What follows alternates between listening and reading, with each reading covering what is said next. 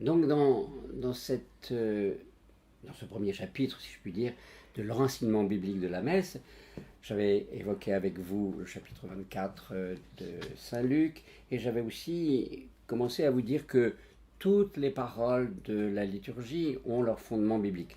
Je vous en ai donné quelques extraits, quelques aperçus, pardon, en ce qui concerne la première partie de la messe, c'est-à-dire la liturgie de l'accueil et du rassemblement.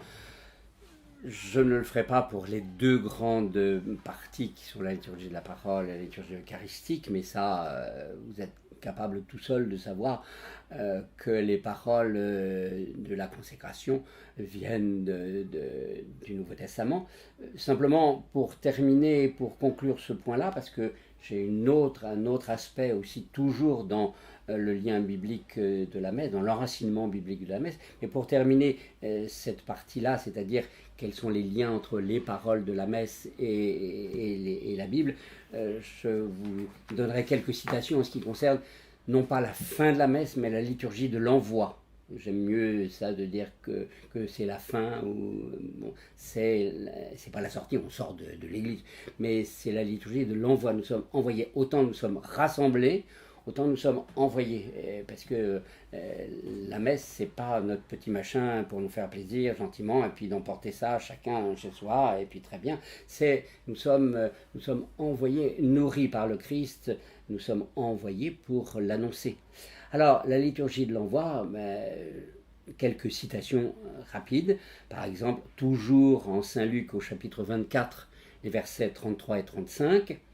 À l'instant même, c'est-à-dire juste au moment où ils le reconnaissent, quand il disparaît de leurs yeux, à l'instant même, les deux disciples d'Emmaüs, ils partirent et retournèrent à Jérusalem.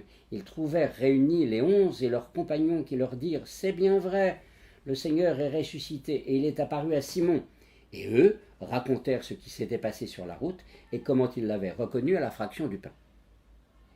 Donc, vous voyez, là, c'est une mission. Ils se sentent investis par le Christ pour aller dire ce qui s'est passé. Alors, ils sont polis, ils laissent les apôtres parler, les 11. Vous savez, les 11, parce que Judas donc n'est plus là, et donc les 11 apôtres sont là, c'est eux qui prennent la parole et qui disent oui, le Seigneur est ressuscité, il est apparu à Simon Pierre, bon, et eux confirment ce qu'ils disent en disant voilà ce qui nous est arrivé en allant à Emmaüs. Donc Saint Luc au chapitre 24, les versets 33 et 35.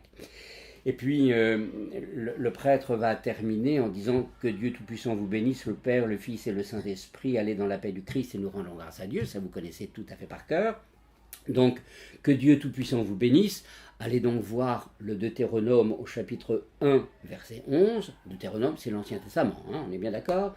Deutéronome, chapitre 1, verset 11. Que le Seigneur, le Dieu de vos pères, vous multiplie encore 1000 fois plus et qu'il vous bénisse comme il l'a promis. Bon. Alors que Dieu Tout-Puissant vous bénisse, le Père, le Fils et le Saint-Esprit. Amen.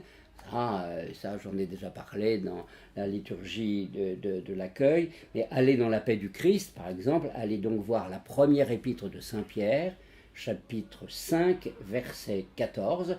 Paix à vous tous qui êtes en Christ. Ça, c'est une citation parmi 3 millions de citations qui nous donnent la paix.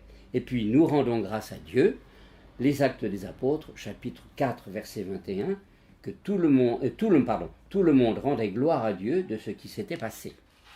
Bon, encore une fois, c'est vraiment pour exciter votre curiosité, pour que ces mots de la messe, que vous connaissez, j'ai dit absolument par cœur, j'ai dit quasiment depuis le temps que vous venez à la messe, vous pourriez remplacer le prêtre en ce qui concerne les mots, vous pourriez les dire à sa place, mais on ne s'en rend pas bien compte, elles sont tellement habituelles que moi je vous dis, prenez un petit peu de recul et puis soyez curieux.